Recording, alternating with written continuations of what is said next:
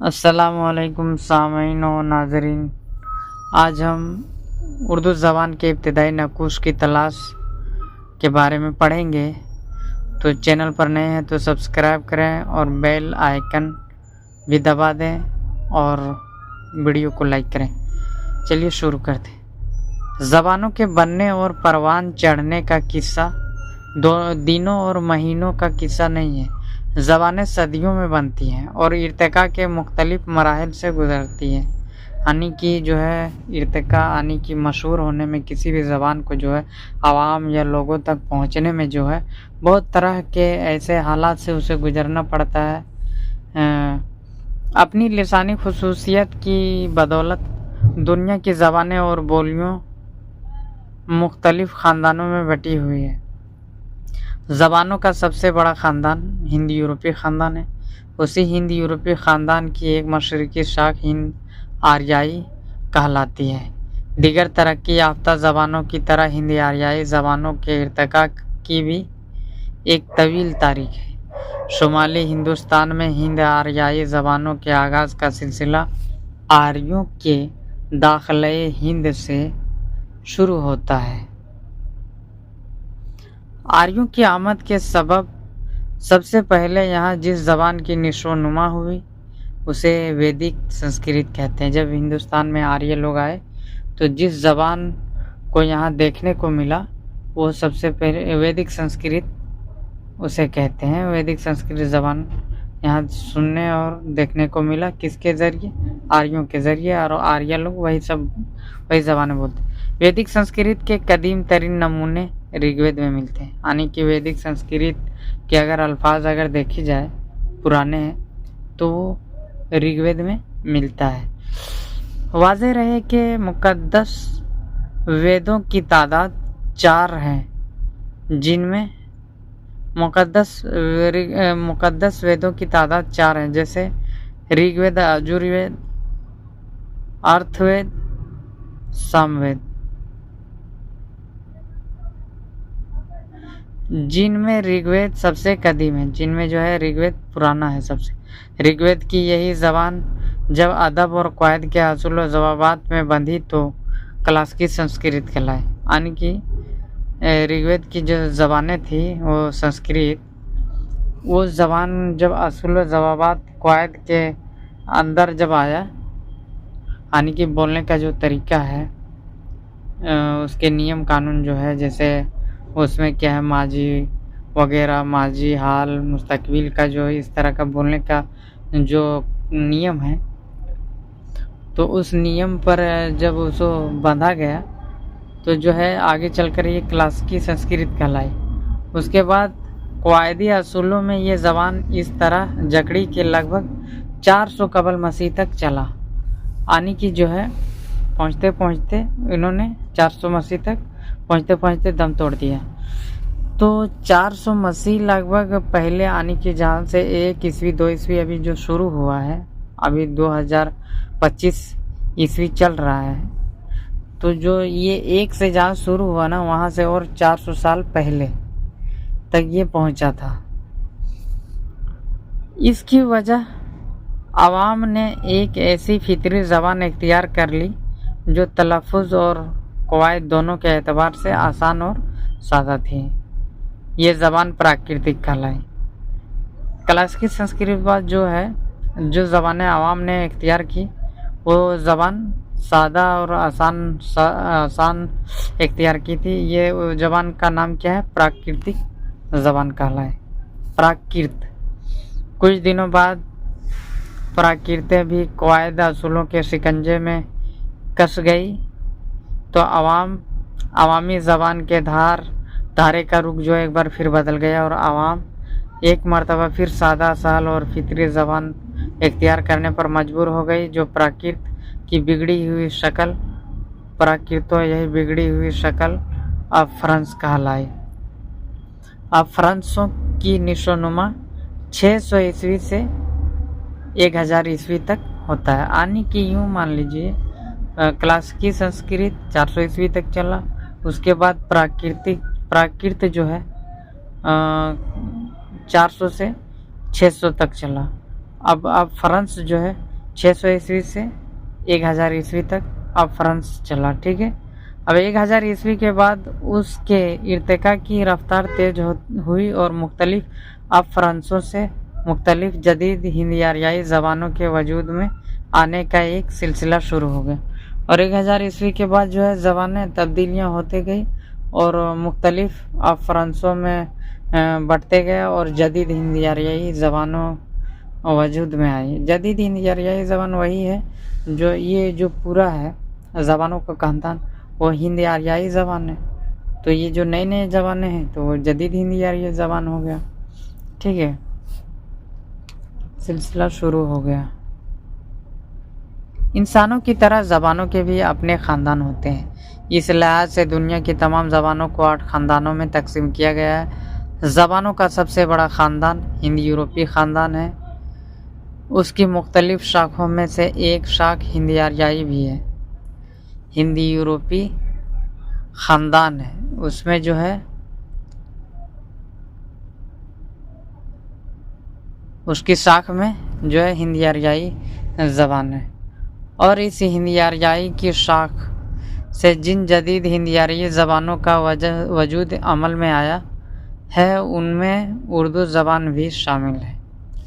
हिंदी आरियाई ज़बान में जब जदीद हिंदी आरियाई ज़बान वजूद में आए तो इसमें जो है उर्दू भी इसी से इन्हें बना है मिलजुल कर। उर्दू ज़बान की तश्कील व तामीर और इब्तिदा व इर्तिका के लिए मुख्तलिफ माहिर लिसानियत ने मुख्तलिफ लिसानी नज़रिए पेश किए। बेशतर माहिरीन लिसानियत उस अमर पर मुत्तफ़िक है कि उर्दू ज़बान की तश्कील व तामीर में मुख्तलिफ ज़बानों और बोलियों ने मिलकर हिस्सा लिया है। माहिर लिसानियत ज़बान के बारे में जिन्होंने लिखा है तो उनका कहना है, मानना है कि ज़बान जो है उर्दू ज़बान कई बोलियों से मिलकर बना है, लेकिन उसका असल माखज़ खड़ी बोली है। कई बोलियों से मिलकर बना है जिसमें क्या है, उर्दू में जो है संस्कृत के भी भाषा, अरबी, फ़ारसी और दीगर ज़बानों की भी भाषा बोले जाते हैं, लेकिन उसका जो असल माखज़ है ना वो खड़ी बोली है। यानी कि खड़ी बोली में ये घुल मिलकर बना हुआ है। जैसे लफ्ज़ मान लीजिए, उसका मान लीजिए जैसे कहते हैं ना कि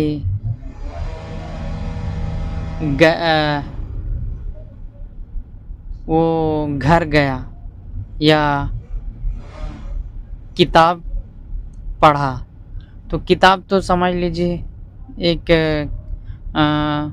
उर्दू का ज़बान है, लेकिन जो पढ़ा है ना वो खड़ी बोली से निकल कर आया है।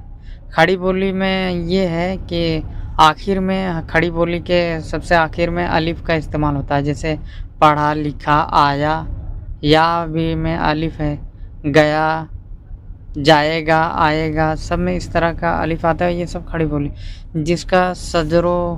जिसका सजरा वैदिक संस्कृत से मिलता है और जो प्राकृतों में शोरसीनी अपभ्रंश की शाख यानी मगरबी हिंदी से होता हुआ दीगर जदीद हिंदी आरियाई मसलन बांगड़ू, हरियाणवी और खड़ी बोली से मंसलक मिलता जुलता हुआ जाता है। ठीक है, हिंदुस्तान की 2 बड़ी ज़बानें यानी उर्दू और हिंदी इस खड़ी बोली से निकली है। इसी खड़ी बोली से निकली, यानी कि उर्दू हिंदी जो ज़बानें हैं दोनों एक ही ज़बानें हैं। सिर्फ दोनों ज़बानों में सिर्फ ये फ़र्क है कि हिंदी में संस्कृत का इस्तेमाल ज़्यादा है और उर्दू में जो है अरबी फ़ारसी का इस्तेमाल ज़्यादा है। हर ज़बान की बुनियादी इकाई इसकी आवाज़ों का वह निज़ाम होता है जिसकी अदायगी हम अपने आज़ाई तकल्लुम से करते हैं और लिसानियात की इस्तिलाह में जिन्हें ज़बान का सूती निज़ाम कहा जाता है। इस एतबार से हिंदी और उर्दू दोनों ज़बानों का क़वायदी निज़ाम न सिर्फ अक्सा है बल्कि दोनों में बड़ी तादाद में मुश्तरके अल्फाज यकसा तौर पर बोले और इस्तेमाल किए जाते हैं। ठीक है, दोनों का जो है क़वायद जो है, दोनों का नियम कानून जो है एक ही जैसा है लगभग। और अल्फाज भी एक जैसा ही इस्तेमाल किया जाता है दोनों में, हिंदी और उर्दू ज़बान में। आज के ज़माने में दोनों एक जैसा है, बल्कि यहाँ तक कि उर्दू में थोड़ा अरबी फ़ारसी के हार्ड सख्त अल्फाजों से ये मालूम पड़ जाता। शोर सीनी अब फ्रांस प्राकृतिक और संस्कृत से रिश्तों की बुनियाद पर तय होता है कि उर्दू खालिस हिंदुस्तानी ज़बान है और जदीद हिंदी ज़बान होने के नाते उसका रिश्ता जो है ताल्लुक़ संस्कृत ज़बान से भी उसी कदर गहरा और मज़बूत है जिस कदर के हिंदी या दीगर हिंदी आरियाई ज़बानों का है। यानी कि जितना उसका ताल्लुक़ जो है संस्कृत से जितना ताल्लुक़ जदीद हिंदी आरियाई ज़बानों से है, उतना उर्दू का उतना हिंदी का भी है। मशहूर माहिर लिसानियात सुनीति कुमार चटर्जी हिंदुस्तानी का कदीम नाम हिंदी, उसका कहना है, सुनीति कुमार चटर्जी का कहना है कि हिंदुस्तानी का पुराना नाम जो है हिंदी है और हिंदी है, हिंदवी पहले ही तस्लीम कर चुके हैं और उसका दूसरा नाम ज़बान उर्दू है भी मान चुके हैं। अमीर खुसरो के वहद की ज़बान का जिक्र करते हुए उन्होंने फिर ये बात दोहराई कि उस ज़माने में दिल्ली के आसपास जिस ज़बान को निशोनुमा यानी कि देखने को सुनने को हो रही थी उसका असल नाम हिंदी या हिंदवी था। जैसे वजाहत के साथ हम ये कह दूँ तो अच्छा रहेगा कि हिंदी या हिंदवी उसे कहते हैं। जैसे हिंदुस्तान की जो ज़बानें होती है, जैसे अरब की ज़बान है तो अरबी उसकी ज़बानों को अरबी हम कहते हैं और वहाँ बसने वालों को भी अरबी कहते हैं। और फ़ारस की ज़बानों को जो है फ़ारसी कहते हैं, वहाँ के लोगों को भी फ़ारसी लोग कहते हैं। जैसे होता है ना कि अफ़गान के लोगों को हम क्या कहते हैं, अफ़गानी, वहाँ की ज़बानों को अफ़गानी ज़बान। इस तरह हिंदुस्तान की ज़बानों को हिंदी कहा जाता था और यहाँ के लोगों को भी हिंदी कहा जाता था। अल्लामा इकबाल का भी एक शेर है ना, हमारा वतन है हिंद और हम हैं हिंदी, इस तरह के है एक शेर, मुझे याद नहीं है उतना। तो इस तरह जो है इसका नाम जो है ज़बान का नाम हिंदी या हिंदवी रखा गया था, जिसे वजाहत के साथ बयान करने के लिए कभी कभी दहलवी भी कह दिया करते थे, क्योंकि उस ज़माने में दिल्ली मशहूर जगह थी और वहाँ पर ये ज़बानें ज़्यादा इस्तेमाल की जाती थी। इसलिए सुनीति कुमार चटर्जी ने उसी ज़बान के लिए कहीं दहलवी उर्दू भी कहा गया है इस्तेलाह भी इस्तेमाल की। सुनीति कुमार चटर्जी ने ना सिर्फ शुमाली हिंद की बात की है, बल्कि शाह बुरहानुद्दीन जानम, ख्वाजा बंदा नवाज गैसुदराज रहमतुल्लाह अलैह, मोहम्मद कुली कुतुब शाह और मुल्ला वजही जैसे दक्कनी मुसन्निफ़ीन की शेरी व नसरी तसानीफ़ के हवाले से ये बात पाए सबूत तक पहुंचा दी है कि दक्कन में उर्दू ने 14वीं से 17वीं सदी के दौरान अदबी ज़बान की हैसियत से नुमायाँ तरक्की की। हालांकि बाद में एक मकाम पर सुनीति कुमार चटर्जी का ये कहना है कि 17वीं सदी के ख़ात्मे से पहले अदबी ज़बान की हैसियत से उर्दू का कोई वजूद नहीं था। नहायत हैरान करने वाली बात है, शुमाली हिंद में उर्दू शायरी का आगाज़ रेख्ता की शक्ल में वली दक्कनी की दिल्ली में आमद से बहुत पहले अमीर खुसरो के हाथों हो चुका था और उसी रेख्ता की रवायत में 1625 ईस्वी से कबल यानी कि 1625 ईस्वी से पहले मोहम्मद अफजल अपनी तवील मसनवी बुकट कहानी 12 मासा तख्लीक कर चुके थे। अभी समझ में आ गया होगा कि उर्दू